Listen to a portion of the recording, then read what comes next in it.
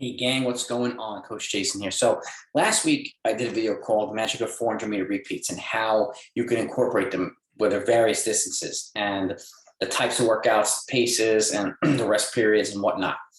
It was pretty well received. So I wanted to follow up with a part two, different options on 400-meter workouts and how to incorporate it into the training in ways that I did not share last week.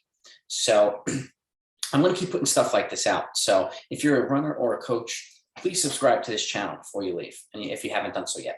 It's not only helpful to the channel's growth, but it's also greatly appreciated.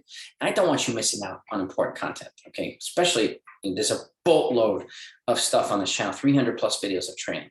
And I'm speaking from 2 decades experience as a former competitive runner and a coach of the last 2 decades as well. I don't want you missing stuff, okay? Now, with that, let's get to this. I want to get you right into the meat and potatoes. So first set is 400-meter uphill reps, okay, on a slight uphill where you're staying upright, you're kind of leaning into the hill like this, pumping your arms and lifting your legs, okay? The rhythm is going to be the same, but obviously the pace will be a little bit different since you're running up a hill, but same kind of cadence as you're running on the flat, okay, accelerating up the hill. And what you do is you jog back down for recovery, so you'll have a full recovery. And what you do is you lean into the hill as well. It keeps you perpendicular, which takes the stress off your lower back and your Achilles. So it's a way of protecting the body as you come down too. And uphill running is a lot more forgiving than downhill running and flat running is anyway. So with that, if you have a soft surface that you could utilize, like dirt or something like that, utilize it. Definitely a great way. And you could also pad it with a little bit of extra volume if you do that too. So 400-meter uphill reps, and again, on a slight incline. It doesn't have to be deep. I mean, it just could be, an incline like that. It doesn't have to be very, very steep. So, but it's a great way of building leg strength, great way of building your capacity to handle harder work. And it's also a great way of making flat running feel that much faster and be that much faster.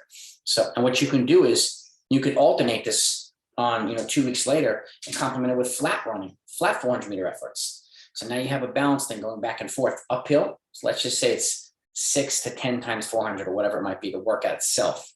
And then on the alternate, the 2 weeks later, then you can do 6 to 10 times 400 on the flats, okay, at, let's just say 5K pace, okay, and it'll be 5K effort with on the uphill runs, but it won't be necessarily 5K pace.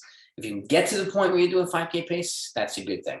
That'll show really, really how well you fit you are. So it'll be, again, it'll give you a good idea of your fitness, but a great way of complementing it. Uphill and 2 weeks later, flat. Uphill, 2 weeks later on the flat. And what you can do is you could start at 6 and you can do it again uphill. You can add 2, you can run 8, and you can do it again. You can add 2 weeks later and run 10. And that's a great way of doing the workout. And you could also bookend it with a tempo or a threshold effort. Okay, you do your warm up, your drills and your strides, and you can do an 800 or 1,000-meter effort at threshold or tempo pace to elevate your heart rate, right? And then you transition, take a 3 to 4 minute active recovery, and then you get right into the workout. And then at the end of the workout, you could also do another threshold effort on the back end to help you transition out of the workout. This will really, really help you maximize the benefit of the workout itself. It's just a thought, but it's completely up to you as to decide with your coach or an athlete whether to do that or not. But the workout itself, fantastic. It's a great workout. Next is negative split reps. Now, what do I mean by this? Let's use 6 minutes as an example. All right, 6 minute pace, which is 90 seconds for a 400, 45 seconds for the 200, right? A couple different ways I'm going to show you. Okay, first off, you can do 1 second slower or 2 seconds slower on the first 200, 2 seconds faster on the second 200. So let's just say at 45, you slow it down to 47 on the front end, you speed it up to 43 on the back end. Okay, yes, that's a good negative split. Now you might have to start a little bit slow. You might have to start at 47 and start at 45, but then you can end at 45. Then you can start at 45 and end at 43. It's a great way of progressing throughout, if you repeat this workout as well. And again, getting to the point where you can negatively split your workouts is a great way of kind of practicing what to do in a race as well. Positive splitting happens a lot in races. This is a great way of mitigating that, okay, in a lot of different ways. And it teaches you to run the second half of an effort harder. So again, this could be, you could start at 90, and just as an example, the next time you do it, again, 45, 43, now you're at 88, right? And you can cut down a second each time, and then you're running these 400-meter efforts faster on the back end instead of just trying to run the whole thing fast, which you can do too, but a negative split effort is a great effort, is a great workout too. So again, 1 to 2 seconds faster per rep on the second and a second effort, second 200 of the rep itself. You do a 200-meter jog or something like that, nice and easy, and then you can repeat. And again, you can build from 6 to 8 to 10. Okay, just a thought at 5K pace, and then the second half of the effort, you can work your way down to 3K pace over time. Okay, that's a great way of doing it. Okay, next up is a 400-meter rep, single 400-meter rep after a run. Let's just say you're running a 6-mile recovery round or 8 miles or whatever it might be. Come back to track, or you come back up the field or whatever it might be. You just run a hard 400. That simulates accelerating when your body's fatigued.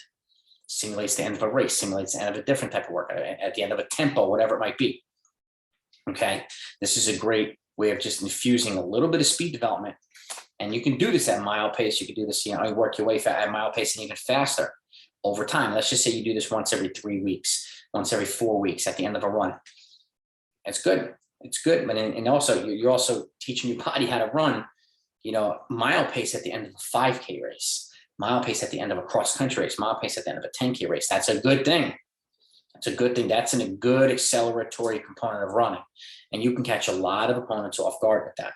Okay, but it's consistently doing it, practicing it regularly, right? Which will put you in a better position come to finishing races. So that's another thought. And lastly, I want to give you the last one is complementing a tempo run. Okay, and what I mean by that is, let's just say you were going to run a 30-minute tempo run, right? 25, 30-minute tempo run at your aerobic threshold pace. Okay, or anaerobic threshold pace, I should say. Aerobic threshold is longer, 50 to 60 minutes. Anaerobic threshold is 25 to 30 or 20 to 30. Okay.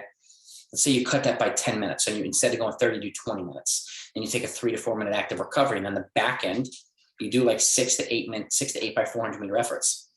At 5K, and you work your way down to 3K pace with a 1 minute recovery after that. So now you're bookending it, or not necessarily bookending, but you're finishing the tempo component with some 400 meter efforts. Okay, using that as the end of a workout. And even if it's an early season workout, you can do let's just say a 2-mile tempo. And this is something I put in my programs as well. You take a look at my training programs and you'll see this, my cross country ones especially. You do a 2-mile tempo or 1.5-mile tempo to elevate the heart rate, okay, after a warm up and all that stuff. Then you do a 2-mile or 1.5-mile at race pace, 8K or 10K pace, okay? And then you take a little recovery period, and then you do some 400 meter efforts on the back end, whether it be 6 or 8 or 10 or whatever, 5K pace or a little bit faster. And basically, you're doing each component of the workout a little bit faster each time, instead of trying to force yourself to do 3 times a 2-mile at goal race pace when you're not ready for it. This is a way of breaking it into pieces and gradually getting to the point where you can do 2 times a 2-mile at race pace and then some 400s on the back end of 5K pace. So whatever it might be, it's a great way of phasing things into it. So again, you have negative split 400s, you have uphill 400s. Okay, you have a 400 hard after a run. And then you have 400s like this on the back end of an abbreviated workout. So 4 more options. Tell me what you think. Give me your feedback. If you need, if you have questions for me, if you want to reach out to me directly, it's blackbeltrunningcoach@gmail.com. I answer a lot of folks. I coach a lot of folks online too. So I'm happy to help if you need me to. So, but that's the video right now. Hope you enjoyed it. If you did, hit the thumbs up. And again, share this with other runners and coaches that you might would benefit from the content here. And if you haven't subscribed yet, please do so. It's helpful to the channel. It also means the world to me. So I greatly appreciate it. So, but that's it, everybody. Have a great week, and I'll talk to you next time.